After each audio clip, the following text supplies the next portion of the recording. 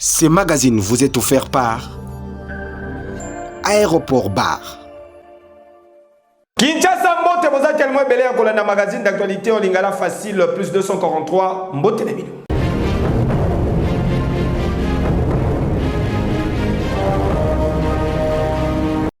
En rapport na basen ya criminalité en répétition na ville province ya Kinshasa, capitale ya République démocratique du Congo, l'obieleki gouverneur ya ville ya Kinshasa Excellence Jantini Ngobilambaka a présidaki personnellement réunion ya conseil de sécurité et sikawapi ba décision pe ba mesure ebele ezwami pona ko faire face na situation oyo yoka communication. Face à la recrudescence de la criminalité urbaine dans la ville de Kinshasa, criminalité essentiellement caractérisée par des cas d'enlèvement, il s'est tenu ce 4 juillet 2023 une réunion du Conseil de sécurité présidée personnellement par son Excellence M. Jantini Ngobila, gouverneur de province. Au cours de cette réunion, plusieurs stratégies ont été mises sur pied pour pouvoir éradiquer les différentes poches d'insécurité à travers la ville. Plusieurs mesures ont été annoncées. En sus des mesures déjà prises par l'exécutif provincial, des patrouilles mixtes seront effectuées dans les tout prochains jours par les différents services de sécurité, mais également des checkpoints pour pouvoir traquer ces inciviques qui s'évertuent à s'aimer désolation et psychose dans la capitale. Ah oui, trop c'est trop, bakondi ya ville province ya Kinshasa na ba instance nyonso bazali déterminé pe batelemi pona kosilisa makambo oyo une fois pour toutes. Boinde zalaka. Yeke yo.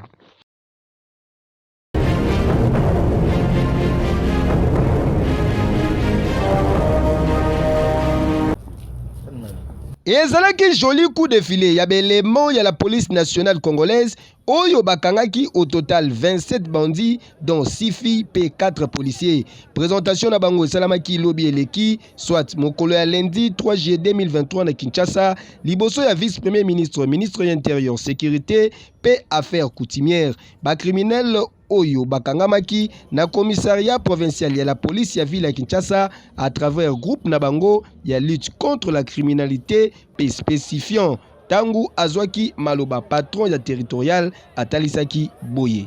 Monsieur le commissaire provincial, musala malamu na oyo nyonso kosali. Mais sengeli kosisa musala oyo rapidement.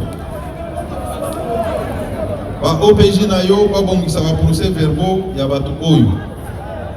Le plus rapidement possible, pas déférer bango na parquet. Nasi na lobby, ministère nanga est disposé à recruter ba avocat pour na ba accompagner bino. Nagosenga na yo tango ozotinda ba dossier osali liste ya bato tindi na bisika otindi bango o communiquer nga yango. Pour que par avocat de la République balande la dossier oyo et pas ignonso et kokende. Ce qui va libérer, toyeba que magistrat Songolo Pakala a libéré Moyibi. Tolingi tolande la bongo. Merci général. Devant Batunyon son moko ya ba criminel oyo andimaki ko coopérer na la police a expliqué makambo basalaka. Naza grand voleur reconnu oyo na kamami plusieurs fois dans la police.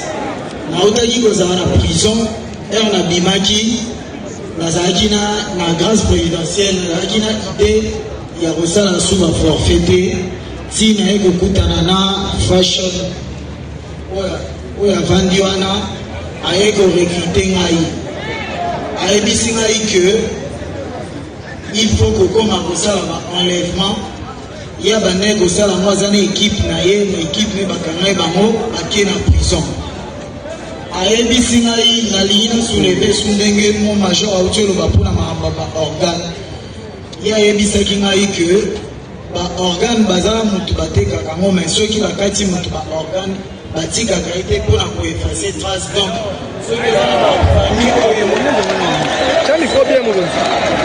soki eza na bafamille oyo baleta ndeko na bango amonana lisusu te seke bakataki baorgane epuis eza na place bakundaki wana ifo kosolana initie fashion e apart ça naye koopere na la police ke ngai naza na poso ya sasuma wana tende na kokomisa bando biso oyo ya conservation epuis bakoopere susu na la polise po bazwa bando oyo ya baisaki e nayaki koyebisa lisu la polise mpona mama oyo aye wana ke mwana na yo akufaki eza nde mese isaki moto akomaki ye ndenge babotonaka bamoto na mashete wana nde bakataki ye lichete na moto ezalaki sirakelingirangira donc eza ya solo eza na baekipe mosusu mpe oyo ezali oyo baza nano ebele bazosala enlèvement oyo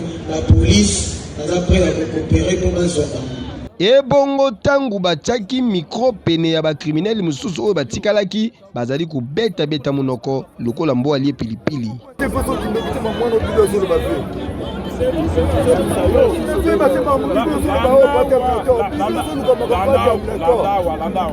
Yo boto la année.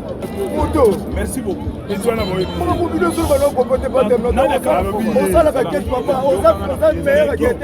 Monsieur. Na équipe na yo ami akata na machete mo. Na moko kuna ebi mwana yo na ebi bisanga moto pula na ba ba équipe na tamu ba chaîne équipe na yo. Dans mon moto na akata na machete. Il est gentil papa. Merci beaucoup. Bon président. Ba le bisa ko ba ka moto. Le bisa ko. Ebi mo no ile kina na bisa ko terminator. On a meilleur qui a été un peu crime par terminator. On est venu au papa. Maman, il est sur le moyen qui est là-bas, papa. Elle est l'homme, on va fourrer au départ terminator. On a facilité le kata. Au kata, papa. Au kata. On va le faire la moto.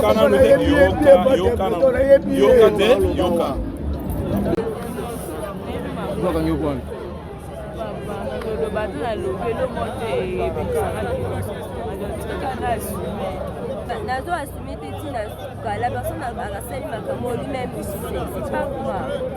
Mbala moko na mupanzi mama moko abanda kolela a retrouvé ba criminel oyo bautaki koboma mona na ye pe babotolaki ye moto yoka lisolo. Na barumbu na bazana na nini na Croix Rouge bafana na Croix Rouge côté wa Riu poko wa Riu bangonde ba criminel ba bomelinga mwana la 25 ans. Ezaki samedi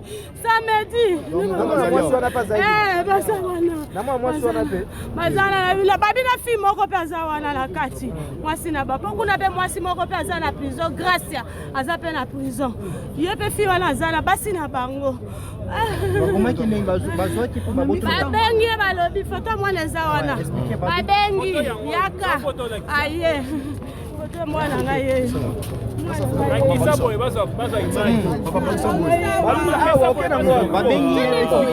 abi yakozwa biso na kusi mpe bimi na moto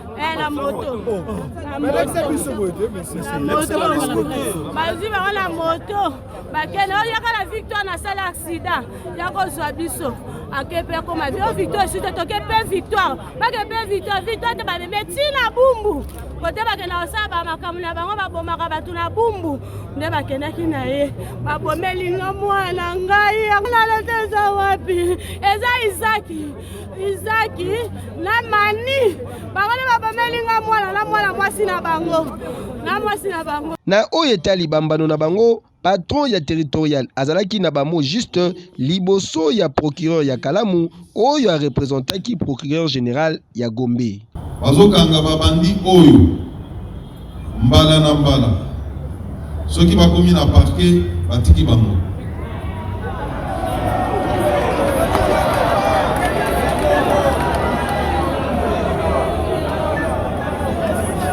Na bengi na associé yo vous allez représentant la justice et plus particulièrement il y a parquet. Soit message oyo, inquiétude oyo police a exprimé awa. Inquiétude oyo population oyo ezali na isika oyo exprimé. O transmettre ango et pas ba kontina yo. Oyo bisabango oyo ezali sentiment ya rejet ya justice na biso puisque tango bato baza koloba bamiyibi ya modèle qui passe aux aveux bakangi ye batie na disposition ya parquet atiki na bino bato parquet, na ba civil, na biso nyonso ba ministre, même les généraux ici. Tokoki kokwea na mutambo bato oyo. Bato oyo bazo constituer un danger pour la République. Bazo constituer danger pour la société. Ce sont des gens oyo il faut qu'on traite durement. Ndenge nini police eza kobunda au risque de leur vie. Kokanga bango eza kapetete. Ce sont des hommes armés. Bazana ba machette. Les forces de l'ordre s'investissent, ils exposent leur vie. Bakangi batu oyo bino ba magistrat botiki bango.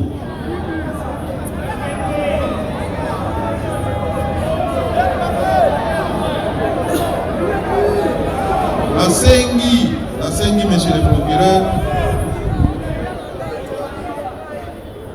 yebisa bakonzi oyo batindi yo oya ko représenter bango awa ete justice na biso ezali décriée, la façon de faire ezali, la justice est rendue au nom du peuple congolais. Esengeli koyoka oyo peuple alingi bato oyo baza ba criminel mibeko ya mboka et prévoir des sanctions contre Bango. Il y a qu'à rappeler que la police nationale congolaise a kangi Bango et l'ongona 3 voitures ya marque Toyota IST, 7 motos, 5 machettes, armes AK-47 Moko, Cisaille Moko, P-Kagoul Moko. Dossier à suivre.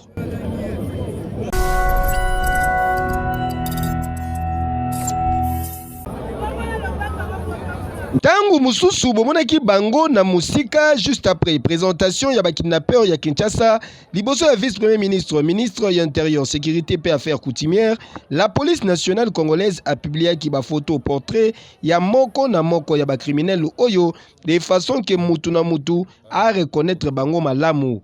Oyo bozali komona boye, il s'agit bongo Nanzuzi Mabiala Ntimi, Okito Kasongo Miché, Tumba Ngongolo Honoré, Okanda Kinumbi Sam, Lofemba Bolaya Splendide, Lisangi Mbakisa Justin, Daiko Nyumu Fareta, Lebeni Yabwila Eliana, Makwa Reda, Ngala Lomana Christian alias Bidou, Mbangina Betope Hervé, Mutombo Anastan Glody, Mutombo Anastin Blaise, Mwata Makiese Gelor, Timba Kimbanguli Bienvenue, Niata Mamboa Jean alias Fashion, Ipoma Mboyo Trésor, Lembu Tuleki Isaac, Kapinga Bwana Esther, Kola Nyamusole Rachidi, Daiko Nyuma Fareta, Betope Elodi Anthony, Bekwa Losala Laetitia, P. Luemba Monga Magdala. Na yango commissariat ya la police provinciale ya ville ya Kinshasa asengi na mutu nyonso ako reconnaître moko ya ben civique oyo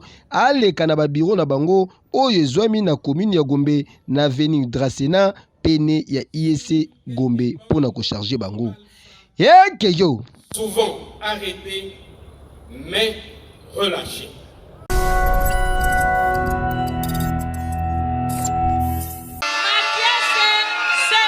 Clôture l'année scolaire 2022-2023 na cycle maternel ya collège royal na commune limitée et salamaki avec un pacte pédologie week-end eleki plus précisément mokolo ya samedi 24 juin 2023. Prenons parole liboso ya ba parents, ba enseignants pe batu ya ndenge na ndenge, promoteur ya firme royal les baobas géants monsieur Jean Velete abandaki nanu na ko remercier ba parents pour la confiance oyo ba pesaki na collège royal. Tika na yebisa bino ke ambiance ezalaki na ndenge ya kosakana te, ndenge kaka balobaka na collège royal, un meilleur cadre pour une formation de qualité ezalaka lufunu te yoka eloko oyo.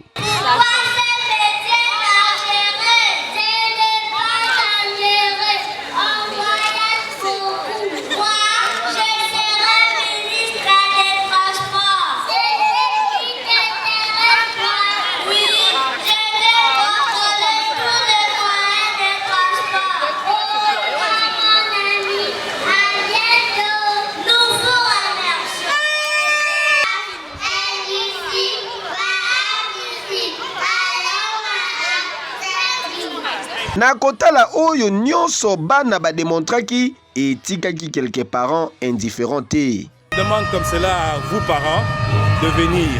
Ce n'est pas pour rien que je l'ai dit et que je vous invite, mais c'est seulement parce que je l'ai vécu. Je suis moi-même témoin de mon enfant qui a été inscrit ici, qui a évolué jusqu'en 3e maternelle et qui a changé même sa façon de parler, de communiquer. Et des fois, elle dit des mots où je m'étonne, tu vois. Même en anglais, elle arrive, elle dit des mots, je m'étonne, je me dis, ah ben voilà. C'est que je vous invite de venir inscrire vos élèves, vos enfants plutôt, c'est que je dis, vos enfants à l'école royale. Et je crois que vous ne serez pas déçus et je crois que vous serez aussi contents par rapport à ce que votre enfant va acquérir et va apporter comme éducation, comme savoir, comme évolution à la maison et surtout à la maternelle, c'est bon. Formation d'équipe bien makasi, bana ba travailler kitoko. Na ndenge na kotisaki mwana vraiment mwana travailler kitoko na royal. Bon ba parents o batikali na souhaiter bango ba ya vraiment kokotsa bana. Formation ya bien, qualité bien, ça désir. Tala, lisolo ya kwanga botikela bateke ya formation ya qualité na collège royal. Papa, maman, héritage ya solo koki kotikela mwana ezali obele éducation. Eza possible mwana na yo pa koma na ba capacité ya boye kasi se esika moko na collège royal. Yeke yo. Oui.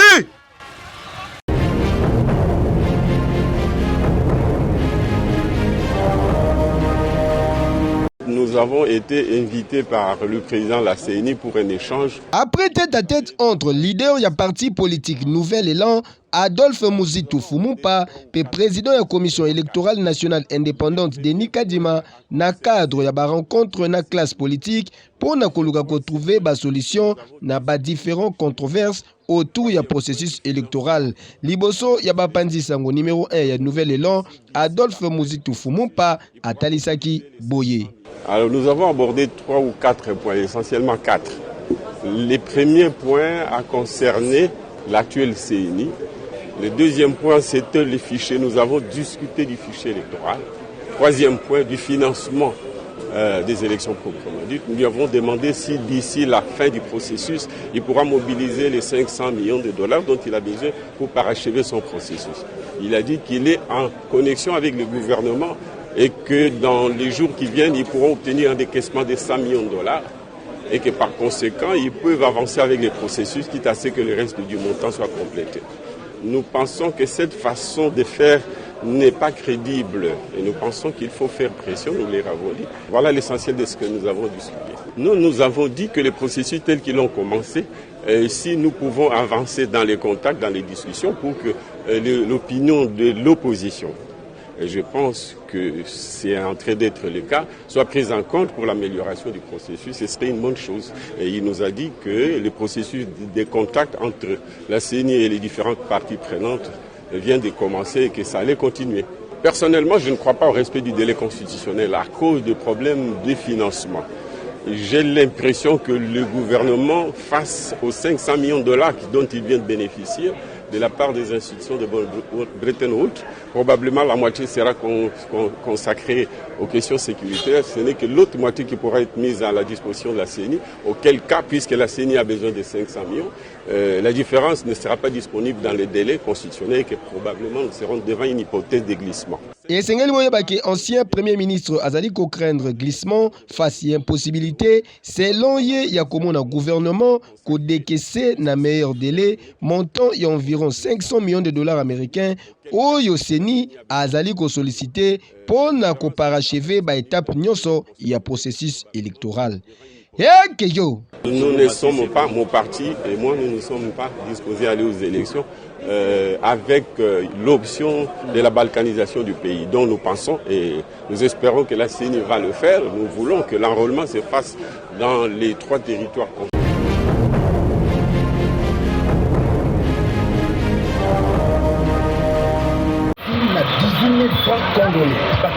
Balobela lobela bango na munoko nini po ba comprendre ba lobela bango wapi po ba yoka tozali awa na ngambu ya Changu ko banda na Masina na boulevard du 30 juin kino kokota na ngambu ya Njili na quartier 1 na couloir Kimbuta ndenge moko bozali komona boye ba agent ya police ya assainissement ya ville bazali kokanga biloko bazali kokanga batu nyonso oyo batekaka biloko surtout ba oyo babimisaka biloko na bango tina balabala ya leta.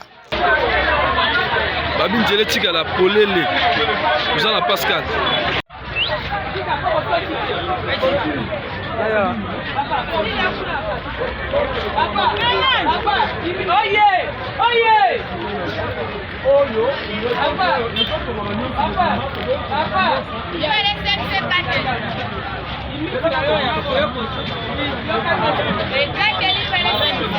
ebongo batu ya baterase ba oyo bamesana kotanda bakiti na ba heure balingi kotanda bakiti bisika balingi pe kobetisa musique heure balingi bamonaki pe makambo na bango.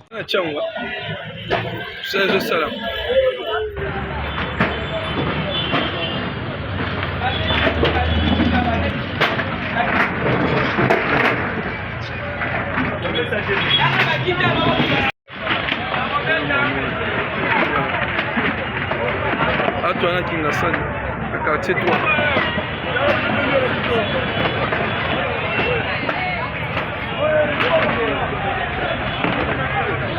Ah oui, la loi est dure, mais c'est la loi.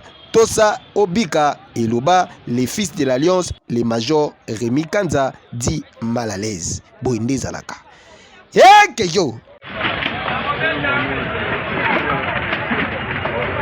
Antoine Kingasani, à quartier 3.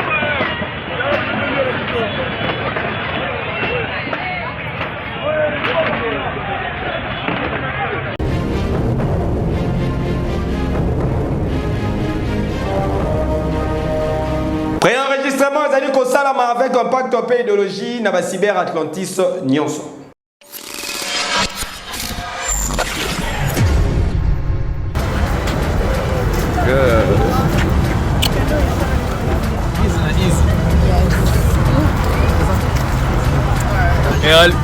Angola il faut la drapeau et on a kuna likolo bino mo monument azali na bino na Congo abeta in Atlantis azui visa Atlantis azui green card Atlantis de lo nationalité yango green card ke comme mama oil donc kuna pondu kaka burger kaka McDo kaka McDo nango sina senti na bango on saki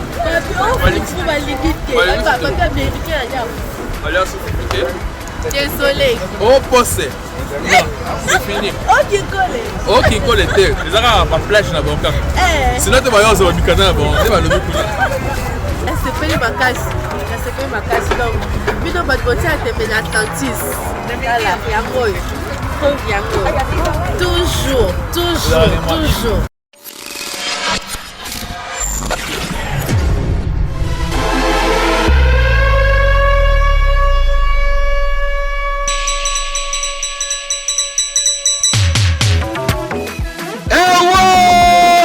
Le 6 mai 2023 ngonga ebelemi na Kinshasa pe mokili mobimba epai wapi ekei ezongi feti na feti na ba cyber Atlantis nyonso ya République démocratique du Congo, Angola ti na Congo Brazzaville.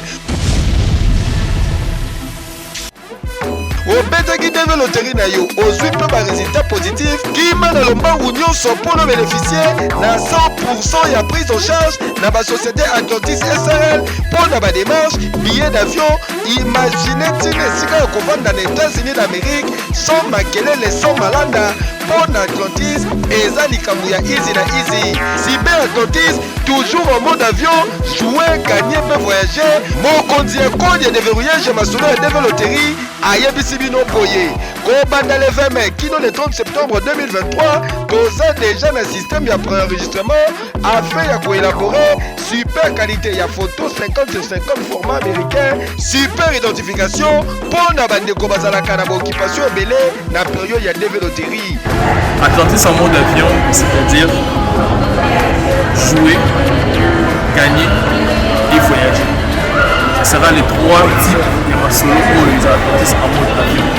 bongo masolo ya visa d'étude pour tourisme na visite médicale koloba kutu te. Ba porte ya ba Cyber Atlantis ezali polele mikolo nyonso kobanda 8h kino 18h. Pour plus de précision, okoki kobenga ba numéro ezali affiché. To pe okoki koleka na ba adresse Atlantis nyonso. Cyber Atlantis, easy na easy, Cyber Atlantis, mode avion toujours.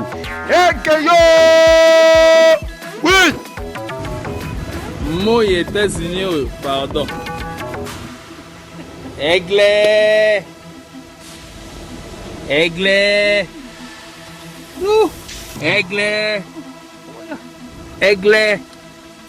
Asota ba niveau! Asota ba niveau! Aigle! Atikayo, hein? Mama Gwyn Katesili?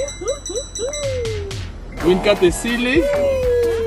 Aigle! Américaine makasi! Asota ba niveau! Voir à makasi, ils ont autant makasi. Tibazwaka. O betara nani? O gagné. Tiba gagné.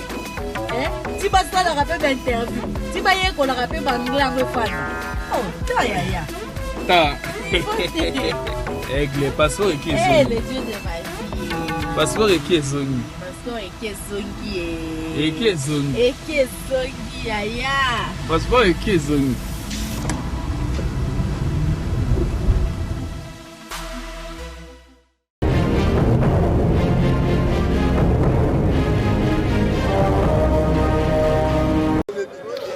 Sourire au poignet de main pe ba accolade ne caractérise qui ambiance ya retour et pas ya ba corbeau ya tout puissant Mazembe Anglebert ya Lubumbashi. Après plus de 2 mois ya vacances, équipe chère ya chairman Moïse Katumbi Chapwe bazali déjà très déterminé pour na kosa la bonne prestation lors de la saison prochaine, c'est-à-dire saison 2023-2024. Faut reconnaître que la saison dernière était médiocre à tout point de vue, individuellement et collectivement. On vous a laissé suffisamment de temps pour soigner les blessures, pour vous reposer, pour réfléchir aussi. J'attends vraiment de vous un comportement professionnel. Parce que j'avoue que ce que je voyais, le peu de temps qu'on a passé ensemble, ça laisse à désirer. On peut gagner personne, on peut battre personne les gars avec ce genre d'attitude, ce genre de comportement. Il faut qu'on soit clair. Chacun est libre ici. Tout le monde est transférable. Si quelqu'un désire ne plus rester ici, il s'arrange avec les dirigeants, ce n'est pas mon problème. Ça c'est vrai. Mais ici, sur le terrain, il y a des choses que je ne laisserai pas faire et qui ne se passeront pas. Parce que moi, j'ai envie de réussir la mission qu'on nous a assignée. Concernant entrée Yaba Corbeau ya Lubumbashi la saison prochaine, Lamine Diaye a Machaki Bamote. C'est une nouvelle saison qui commence. Là, je compte sur tout un chacun ici. Tout le monde est important ici. Mais personne n'est indispensable. Kassia Sengeli ko signaler quelques arrivées, Naran ya tout puissant Mazembe Anglebert, mais sans oublier aussi ba départ Ebele, Lokola ya Isama pe Kojo, Rentfort Kalaba, pe Kofi Kwame pour l'instant. Bonne chance dans nouvelle aventure na ba Corbeau ya Lubumbashi. Keyo. Bozalaki tellement belé en Kolanda, édition à Mokola Lelo. Merci pour la confiance et fidélité. Botika to souhaité. Joyeux anniversaire na Omana Sophia Deborah Debi Sugar beauté plastique belle femme moi si a pembe. Ezali ko inda mabe Mokola Lelo champagne ezali ko melama. Lokola mona musala profitez bien na Mokolo na yo que du bonheur.